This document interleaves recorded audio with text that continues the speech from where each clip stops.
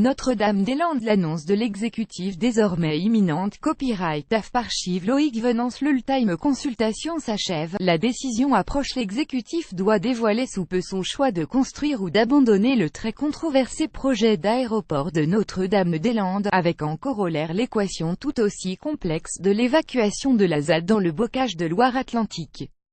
Le gouvernement a promis une décision entre le 15 et le 30 janvier et refuse d'être plus précis au sujet du choix le plus délicat de son début d'année.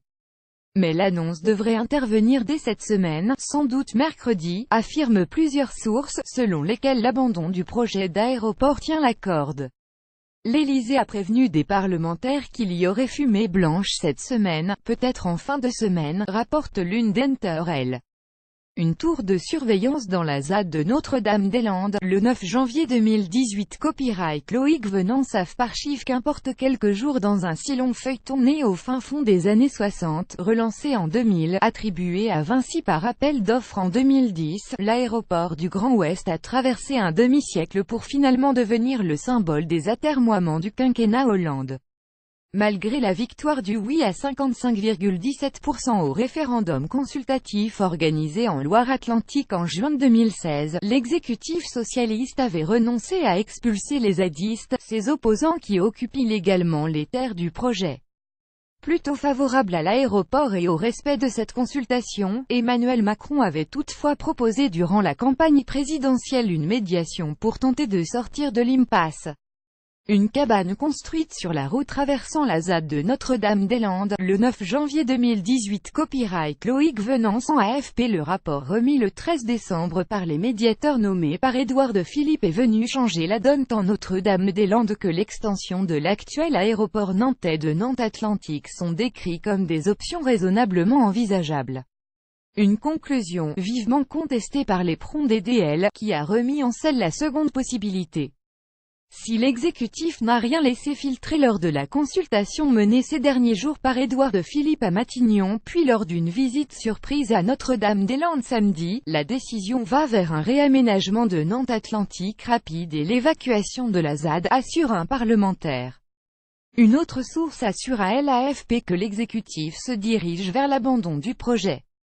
Les plus radicaux évacuer cette vaste zone d'aménagement différée de 1600 hectares, rebaptisée zone à défendre par les opposants, est actuellement occupée par 150 à 200 personnes, qui selon les autorités en ont fait un camp retranché avec une centaine de militants extrémistes prêts à en découdre.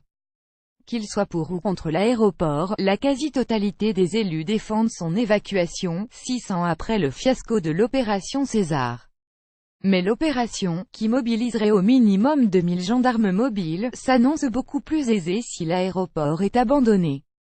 ZAD sera en tout cas évacué des éléments les plus radicaux, a affirmé mardi le ministre de l'Intérieur Gérard Collomb, sur France 2. C'est un classique de l'État d'essayer de diviser les mouvements.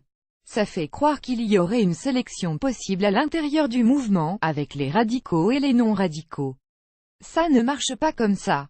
On est tous ici pour défendre la ZAD, a réagi un des occupants, qui organisait un point presse mardi matin.